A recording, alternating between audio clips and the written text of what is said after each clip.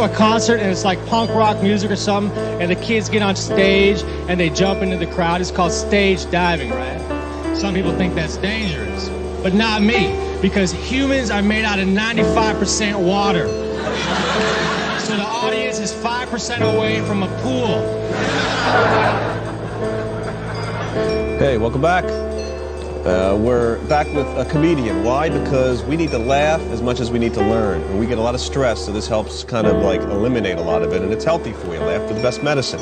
Welcome, Mitch Hedberg. Hey, how you doing, Barry? Good to see you. Good After that Letterman stint, I saw you a couple times on Letterman, right? Yeah, I just did it for the third time a couple days ago. Third time? Yeah. Now let's talk about this. Take me through your background, where you grew up, and kind of I think what, at age 12 was your first appearance on the stage? On stage, yeah. I was going to say I appeared at 0, but you know, I mean, my first stage appearance was 12, man. But, you know, when you were doing that thing at the beginning of the show where you're talking about my story, man, it sounded way more inspirational than I ever thought it was, man. I kind of got tears in my eye for a minute there. I realized things are going pretty good for me, you know? Well, you accomplished a lot.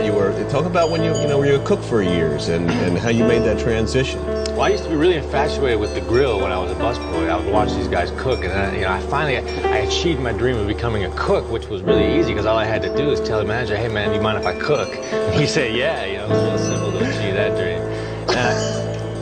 No, it's really a good point. Is that cool? But so I actually thought, you know, cooking might be what I wanted to do for a while, you know. But then, since, like you said, at 12, I was performing, I was acting a lot. Like we would copy Saturday Night Live skits on SCTV. You know that show? Yes, yeah. Yeah, man, like Bob and Doug McKenzie. Remember them characters? They had that great movie called Strange Brew.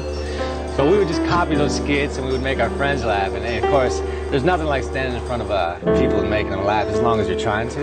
You know, I mean, if they're laughing at you for the wrong reasons, it kind of sucks.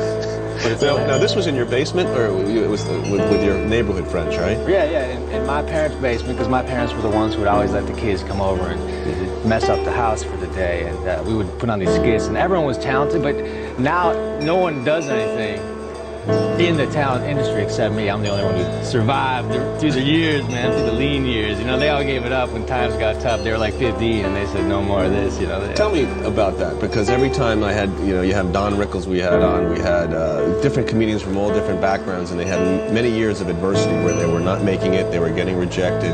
Right. Why is that important to go through that, and what did you learn? Oh, because it builds you, you know, it makes your skin tough, you know, and rejection is real tough at first, but after a while you kind of thrive on it. It's an energy in itself just to get rejected. Talk about that. Well, because you want to prove people that, you know, they're wrong, man.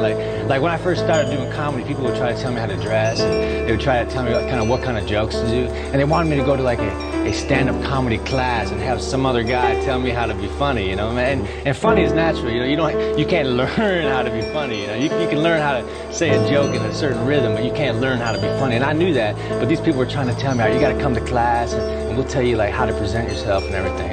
And all that. Go ahead. No, I'm saying. So believing inside, not letting them try to change the outside of you. Right. Because this one lady at one point, she gave me advice. I got a lot of advice in the early days of my comedy. And one lady told me to wear a lot of jewelry on stage.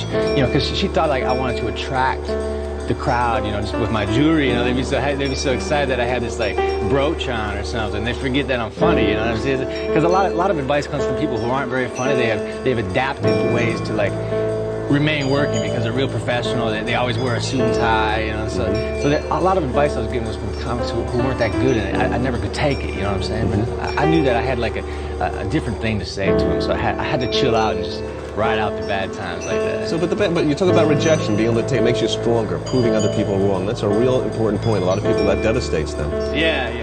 Have you ever had a situation where you just bombed? Where I bombed on stage? Oh, many situations, man. Pluralize that immediately because I bombed endlessly. You know, I used to tour Montana and Idaho and Oregon to these one-nighter bars. I'd go from bar to bar, and I'd be the opening act out of a two-man show. And the guy going on last would always kill. I would always bomb horribly. Then the next guy would go on. He'd have a lot of jokes about like genitalia and such, which the crowds kind of wanted to hear. They liked that stuff. But I didn't have any of those jokes, so I was bombing.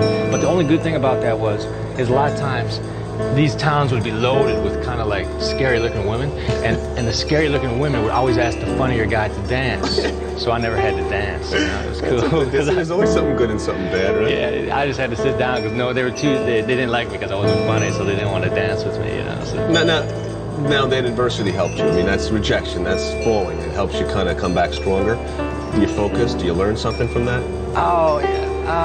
Well, you just learn that, you know, you got to get the hell out of here and find your right. You got to find your audience, man. The adversity is like, you just got to keep searching for your audience is what it does. It just makes you search harder is what it does.